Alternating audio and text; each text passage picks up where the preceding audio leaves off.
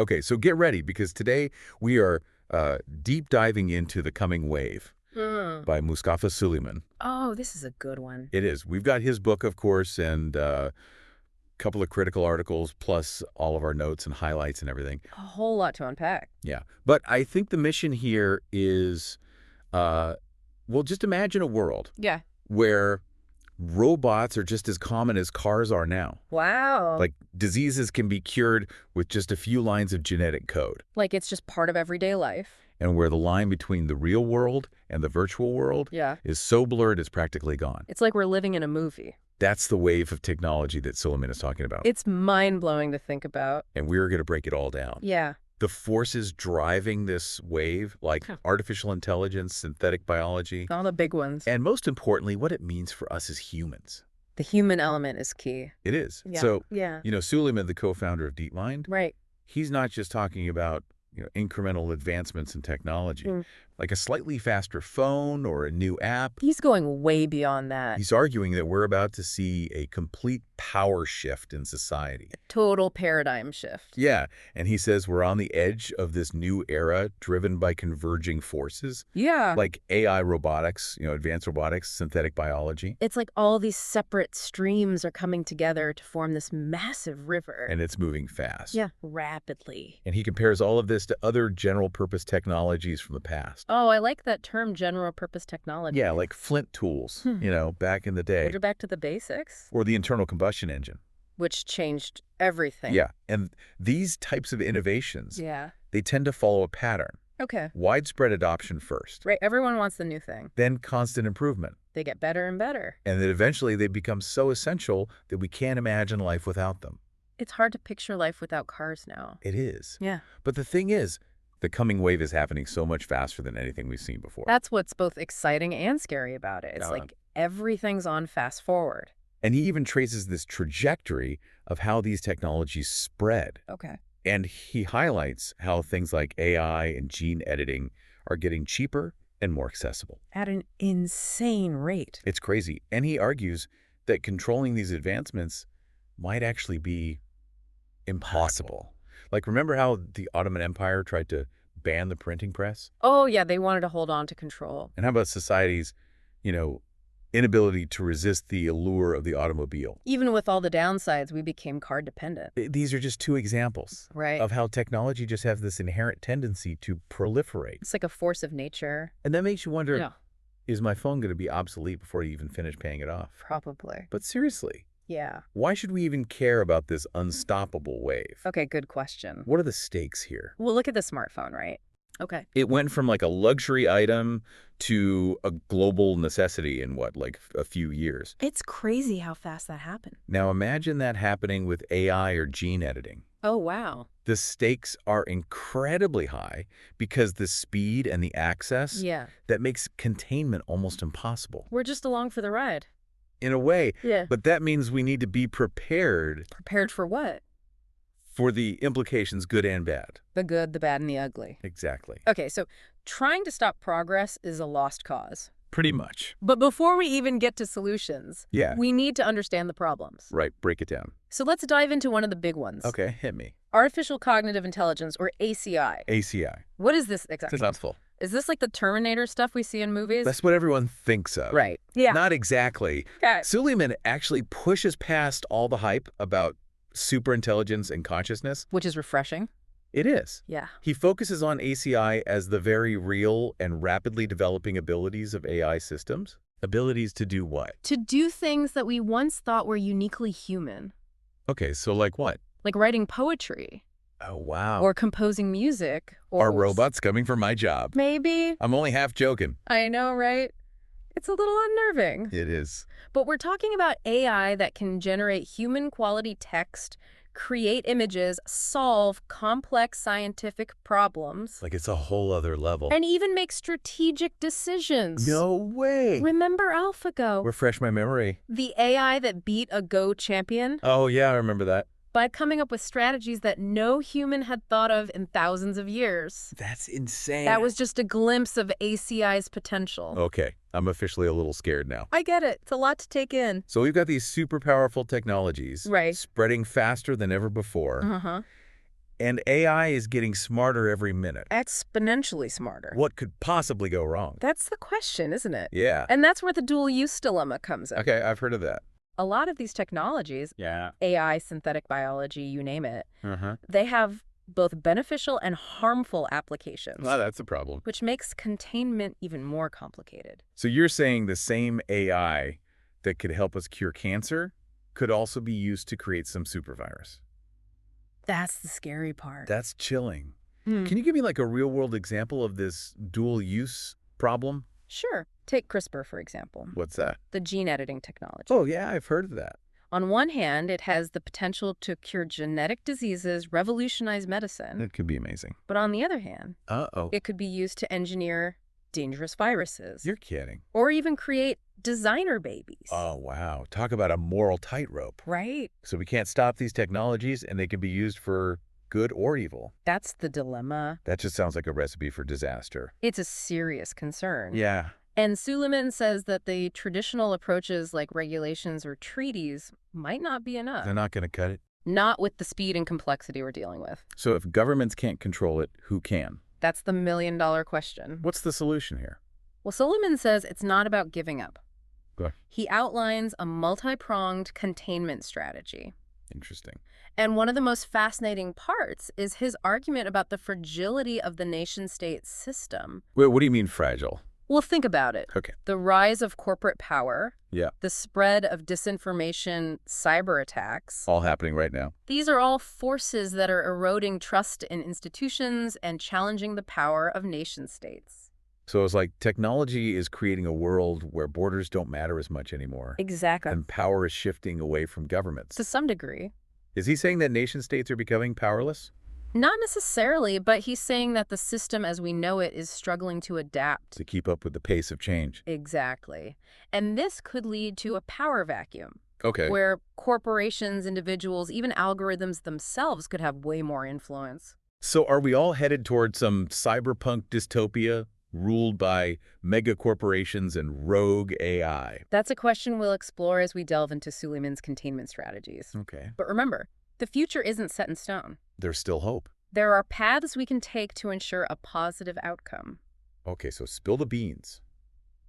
What are these containment strategies? We'll get to that, but first, Okay. we need to understand the nature of the risks we're facing. Okay, you've got my attention. Good, because this is where it gets really interesting. I'm all ears. All right, let's dive in.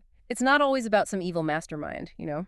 Oh, okay. We tend to think about these risks in terms of, like, villains. Yeah, like rogue states or terrorists. Exactly. But Suleyman says the real danger is something much more subtle. Oh, okay. What is it? He calls it uncontained asymmetry. Uncontained asymmetry. Yeah, That sounds ominous. it is. It's Yeah. basically the idea that even with good intentions, Okay. individuals or organizations can trigger these catastrophic events. Just by accident. When they're dealing with technologies that are so powerful and spreading so rapidly. So less about malicious intent, more about unintended consequences. Exactly. Well-meaning actors making mistakes. So like regular people messing things up. Yeah. Think of it like those cyber attacks that shut down hospitals and businesses. Those were pretty scary. A lot of them were the result of simple software vulnerabilities, Oh, wow. like coding errors that were accidentally left open. So it wasn't intentional. Not necessarily malicious, but the impact was huge. Yeah, that's scary. It's like leaving your front door unlocked. Okay. You're not inviting burglars in, but you're making it easier for them. I see your point. Now imagine that unlocked door in an AI system Oh, no. that's controlling a power grid or a nuclear facility. Yeah, that's a whole other level. The potential for disaster is enormous. Even without someone actively trying to cause harm. Right. Okay, I'm starting to get how this uncontained asymmetry thing could be a real problem. It's a big one. But even if we acknowledge the risks, aren't these technologies just too complex to control at this point? That's a common thought. Like, where do we even begin? Well, Suleyman says we need to move beyond traditional regulations, Right. which are often too slow and reactive. They can't keep up. He proposes a multi-pronged containment strategy, Okay, I like where this is going. and he starts with technical safety. Technical safety, yeah. what does that even mean? It's about building safeguards into these technologies from the ground up. So like putting a kill switch on every AI. It's more nuanced than that. Okay. For example, researchers are working on what they call corrigible AI systems. Corrigible. Yeah, basically systems that can be easily corrected or shut down Okay. if they start behaving in unexpected ways. So like a safety net? Exactly, Yeah. like designing a car with airbags and seatbelts. Makes sense. You're anticipating the possibility of an accident and building in safety measures. Okay, I can see that. Another approach is what they call systematic doubt. Systematic doubt. Interesting. So programming AI to be less confident in their conclusions Okay. and more open to human feedback. So instead of blindly following their code, They'd constantly be checking in with humans like, hey, are you sure about this? that seems like a good idea. It's a step in the right direction. It is. Mhm.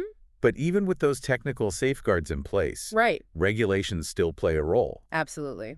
But we need a more agile and adaptive approach. Okay, so what does that look like? Collaboration between governments, industry researchers. So getting everyone to play nice and work together. It's essential, especially with technologies like gene editing or autonomous weapons. Oh yeah, the stakes are high with those. Suleyman suggests a system of constant feedback and collaboration So everyone's talking and sharing information. to address risks as they emerge. It's like a constant game of technological whack-a-mole. In a way, a new challenge pops up, everyone scrambles to find a solution. That sounds chaotic. It can be, Hmm. but wouldn't this require a lot of international cooperation? Yeah, that's a big if these days. It's a challenge because these technologies don't respect national borders. They're global. We need global solutions. Suleyman thinks cooperation is key, Like with what? especially when it comes to regulating AI or preventing the spread of dangerous things. Okay, but look at the state of global politics. It's a mess. Is international cooperation even realistic at this point? It's tough, but Suleyman uses the Nuclear Non-Proliferation Treaty as an example. Interesting. It's not perfect, but it shows that nations with very different ideologies Yeah. can agree on a set of rules for really sensitive technologies. So the threat of nuclear war was enough to get everyone on the same page. It seems so. Makes you think. It does, but Yeah. even getting governments to agree is a huge task. It is. What about the people actually building these technologies? The makers. Do they have a role in all of this? Absolutely. Suleyman emphasizes a cultural shift among technologists. So it's not just about building the coolest gadget. It's about considering how that gadget might be used. The good and the bad. Exactly. Like Spider-Man, with great power comes great responsibility. I love that quote. It's about shifting the mindset from innovation at all costs Yeah. to a more balanced approach That considers the risks. and being transparent about those risks and failures. So we can learn from mistakes. Exactly. If everyone's hiding their failures, no one learns. Good point. But let's be real. Okay. The tech industry is driven by profit. Money makes the world go round. How do we balance that with the need for safety and containment? Suleyman thinks we need new business models Okay. that incentivize both. So making money and doing the right thing. Exactly. He points to companies like Patagonia. They make clothes right. Yeah, they've built their brand on sustainability and ethical practices, Interesting. showing that doing good can be good for business. I like that. Yeah. Are there any examples of that kind of approach in the tech world? Suleyman talks about his own experience co-founding DeepMind. Oh, yeah. They tried to build in ethical safeguards from the beginning That's impressive. and even proposed spinning DeepMind out as a global interest company, What does that mean? basically having an independent board oversee AI development So checks and balances. to ensure these technologies aren't misused. Did that work out? It's an ongoing challenge. He talks about his experience with Google's AI Ethics Council, I remember that. which was disbanded after just a few weeks Oh, wow. due to disagreements and external pressure. It's tough. It highlights the difficulty of navigating these ethical waters. It does. So even if we get the tech companies on board, what about everyone else? The public. Yeah, what can we do to influence the direction of this wave? That's where public awareness comes in. Suleyman argues that any containment strategy depends on the public understanding the risks So we need to be informed. and demanding action from governments and businesses. It's not just about the experts. It's about everyone getting involved in the conversation. And speaking up, He believes we need a groundswell of support like a movement. to push for regulations, support ethical businesses, invest in safety research. So we can shape technology to benefit everyone. Exactly. Not just a select few. So it's not about stopping progress It's about steering it. in the right direction. A direction that aligns with our values and goals. I like that. With all the challenges we've talked about, yeah, can we actually pull this off? It's the big question. Is it even possible to contain this coming wave? Suleyman thinks so. Really? He acknowledges the challenges, but he's cautiously optimistic. I like his style. By combining technical safety regulation cooperation, a cultural shift, public engagement, It's a lot. we can navigate this wave and harness its power for good. Okay. So a lot to digest, but you've given me a lot to think about. Good. I'm glad. So what's the next step in this containment strategy? Where do we go from here? Yeah, what's the plan? That's where the concept of coherence comes in. Coherence. It's a big one. So it's not just about, putting up guardrails. It's about actually shaping where this whole thing goes. Steering the ship. We've talked about so much. Yeah. Runaway tech adoption, AI. They can write poetry.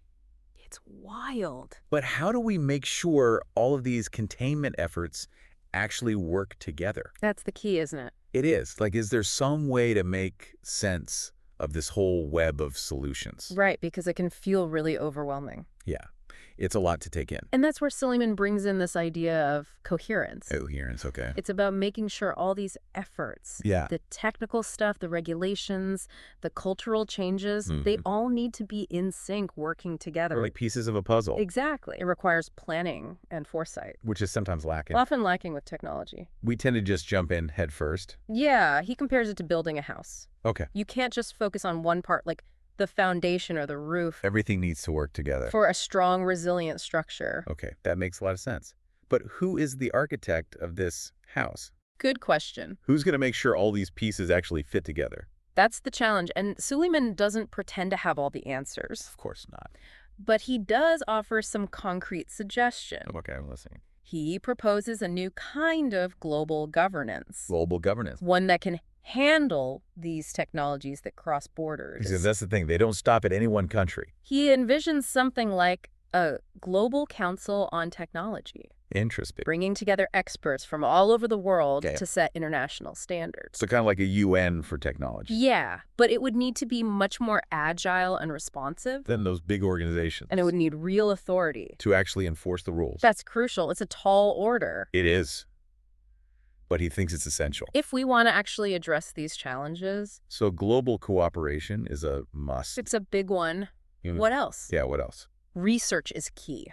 Oh, okay. We need to invest more in understanding the safety and the ethical implications of these technologies. Like AI safety biosecurity. Exactly. Areas where we need to develop tools and techniques to mitigate risks. So it's not just about pouring money into the next cool gadget. Right. It's also about making sure that gadget doesn't, backfire on us. Exactly. Like Yeah. reading the instruction manual before you use a chainsaw. I like that analogy. And this research needs to be open and transparent So everyone can learn from it. and build on it.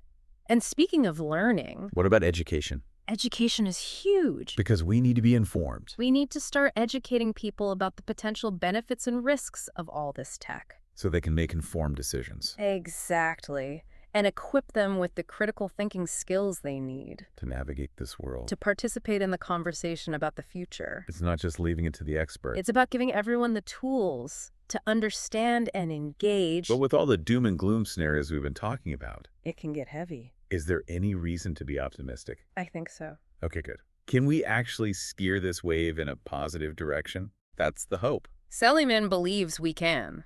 I like that. He argues that we need a shift in our thinking, Okay, how so? a move away from that naive techno-optimism of Silicon Valley. You mean like move fast and break things? Exactly, toward a more nuanced view that acknowledges both the potential and the risks. Okay, so both sides of the coin. He uses this analogy of a shackled leviathan Shackled Leviathan. I like that. to describe the ideal relationship between technology and society. So break that down for me. Imagine this powerful force, Yeah. like a mythical sea monster, Okay. but one that's constrained by chains Chains of what? of ethics regulations, democratic oversight. So it's not about eliminating technology altogether. No, it's about making sure it serves us, We're in control. not the other way around. So we can have our technological cake and eat it too. As long as we're smart about it. I like that those deep dive has been really eye-opening. It's a lot to take in. We've explored some scary stuff, We have. but also some potential solutions. There's always hope. So what does all of this mean for our listeners? What's the takeaway message? Yeah, what should they be thinking about? We're at the edge of this massive technological revolution. We are. And the question isn't if this wave will break, But it's go on. exactly how we navigate it. Will we be swept away, or will we learn to ride it?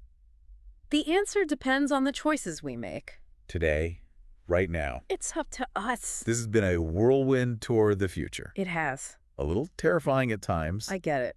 but I feel like I understand things better now. That's the goal. And maybe even have a little hope That's what we need. that we can actually shape a positive outcome. We can do this. It's not all doom and gloom. Absolutely. So, to our listeners, Yeah. get informed, Yeah. get involved, join the conversation. It's on all of us. The future is in our hands. Let's make it a good one.